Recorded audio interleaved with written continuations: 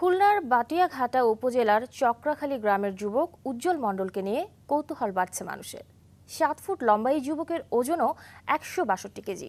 অন্যদিকে পাইকগাছা উপজেলার ফকিরাবাদ গ্রামের 6 ফুট 10 ইঞ্চি উচ্চতার যুবক মোহাম্মদ কলিম শেখকে নিয়েও কৌতূহলের শেষ নেই।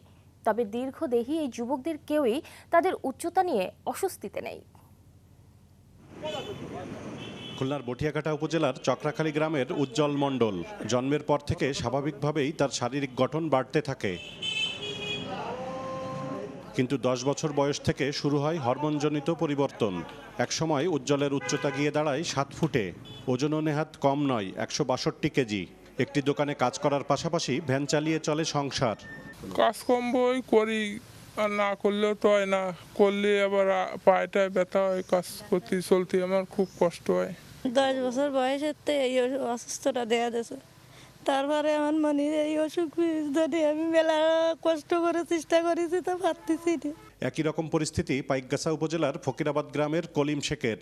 11 বছর বয়স থেকে তার উচ্চতার পরিবর্তন হয়, গিয়ে ঠেকে 6 ফুট 10 ইঞ্চিতে। অতিরিক্ত উচ্চতার কারণে কেউ তাকে কাজে নেয় না বলে অভিযোগ কলিমের। আমার কেউ মাটির কাজে নেয় না, কারণ আমার মাথায় কেউ ঝুড়ি তুলি দিতে পারে না, আমি তাদের মাথায় দিতে পারি না। ধান কাটতে গেলে আমাদের ওই মাথায় কেউ বোঝা তুলি দিতে পারে না।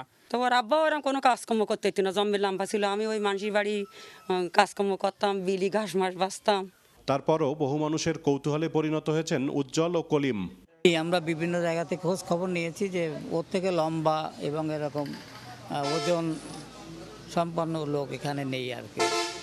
এর উপরে কোনো লম্বা নেই এবং যে জায়গায় যায় সে জায়গায় লোকজন জড়ো হয়ে যায়, দেখতে আসে। দীর্ঘদেহী দুজনই এখন কিছুটা অসুস্থ। একই সাথে স্বাভাবিক জীবনযাপনেও রয়েছে তাদের নানা ভোগান্তি। মামুন রেজা, চ্যানেল 24, খুলনা।